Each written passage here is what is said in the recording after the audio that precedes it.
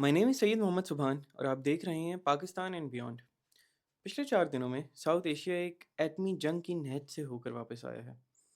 हिंदुस्तान ने पाकिस्तान पर हमला किया, पाकिस्तान ने हिंदुस्तानी जहाज़ मार गिराए और इस दौरान सोशल मीडिया पर एक और जंग छिड़ी रही, जिसमें फेक न्यूज़ और मिस इन्फॉर्मेशन ने सच और झूठ का फ़र्क ख़त्म कर दिया।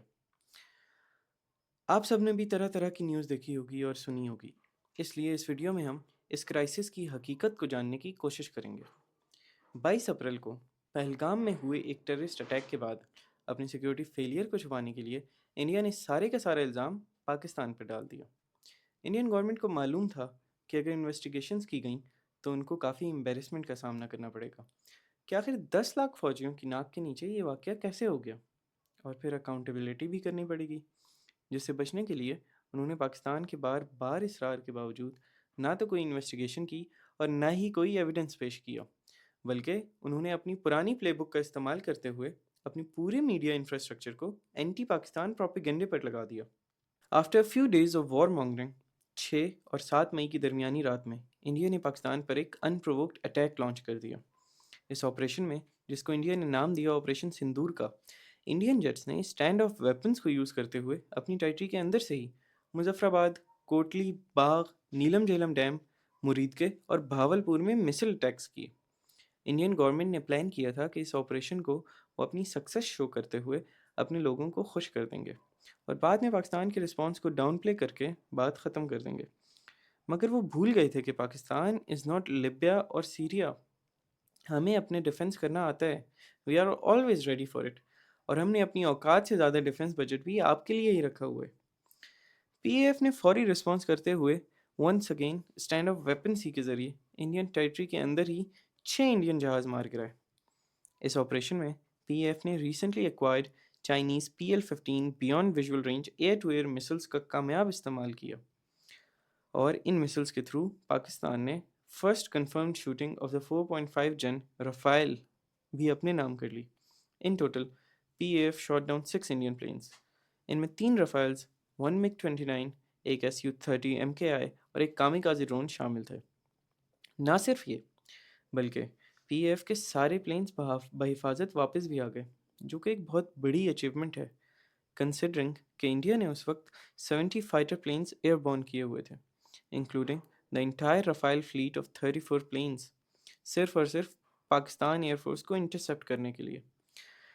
शुरू में तो इंडिया ने ये आउटराइटली डिनाई कर दिया कि उनका कोई प्लेन डिस्ट्रॉय हुआ है, लेकिन आहिस्ता आहिस्ता क्रैश की खबरें बाहर आने लगीं और फाइनली रॉयटर्स और CNN को फ्रेंच सोर्सेज से राफेल्स के डिस्ट्रॉय होने की न्यूज़ मिल गई and they broke it to the world.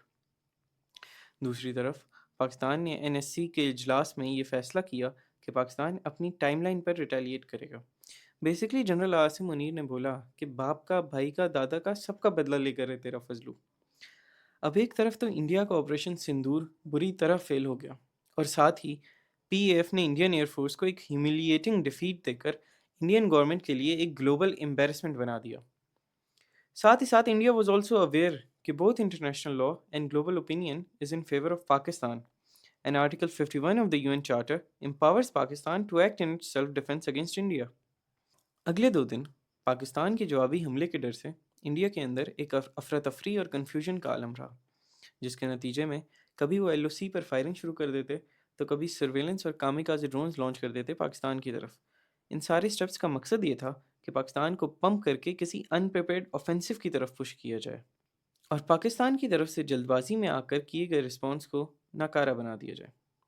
पर इस प्लान में भी इंडिया को मुंह की खानी पड़ी और पाकिस्तान ने ऑपरेशनल रिस्ट्रेंट का मुजाहरा करते हुए इंडिया की सारी चालों को नाकाम कर दिया। पाकिस्तान ने इस दौरान 100 के करीब इजरायली हेप्रोन ड्रोन्स मार गिराए। आखिरकार डेस्परेशन में आकर 9 और 10 मई की दरमियानी रात में इंडिया ने फिर से एक नया अटैक लॉन्च किया। इस बार उन्होंने नूर खान एयरबेस रावलपिंडी, मुरीद एयरबेस चकवाल और रफ़ीकी एयरबेस शोरकोट को निशाना बनाया। And now that was the last straw. Now Pakistan responded. Within hours Pakistan launched operation Bunyan al मरसूस।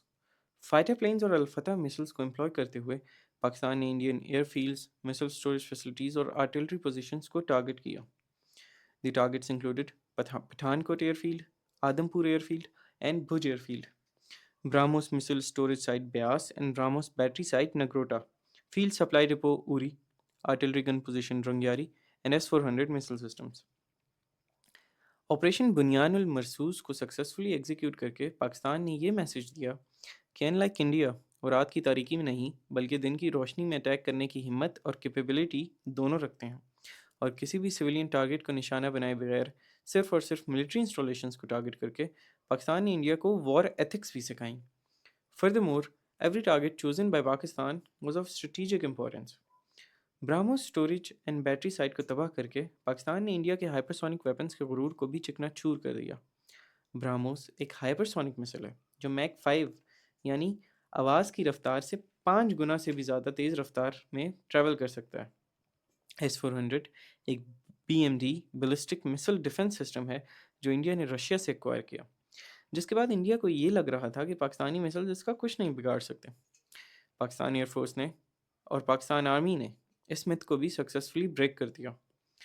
And lastly, the 3 airfield targets for retaliation for Noor Khan, Murid and Shorkot. Overall operation Bunyanul Marsoos में पाकिस्तान ने इंडिया को ऐसा सबक सिखाया कि फ़ौरन सीज़ फायर की तरफ इंडिया को भागना पड़ा. इंडियन मिलिट्री ने प्रेस कॉन्फ्रेंस में बोला कि India wants D escalation and won't attack anymore if Pakistan will reciprocate. Soon enough Donald Trump के ट्वीट ने सीज़ फायर की कंफर्मेशन भी दे दी. ऑल्दो इंडिया की जानिब से LOC पर काफ़ी देर तक सीज़ फायर वायलेशंस होती रहीं, मगर रात तक दोनों गवर्नमेंट्स ने एक बार फिर सीज़ फायर की कंफर्मेशन देते हुए हालात के स्टेबल होने की सिग्नलिंग दे दी. इस सारे एपिसोड ने जहाँ इंडिया की वॉर मॉन्गरिंग और इंडियन एयरफोर्स की इनकॉम्पिटेंस को पूरी दुनिया के सामने एक्सपोज कर दिया है, वहीं पाकिस्तान की strategic acumen, operational capabilities, restraint और PAF की महारत को सबके सामने अयां कर दिया है. At the end of this episode, India is left humiliated without any face saving, और इंडियन इनकॉम्पिटेंस ने अपने साथ साथ फ्रांस, रशिया और इसराइल को भी जलील करवा दिया है. Since French made Rafales, Israeli Hebron drones, and Russian S-400 have all been successfully countered and destroyed by Pakistan efficiently. In this contest of wills, Pakistan has shown its mettle, और पाकिस्तान ने ये साबित कर दिया है कि जंगें हथियारों से नहीं बल्कि हिकमत अमली और जज्बे से लड़ी जाती हैं, और इन दोनों में मूडीज़ इंडिया हमसे मुकाबला नहीं कर सकता. Thank you and Pakistan पाइंदाबाद.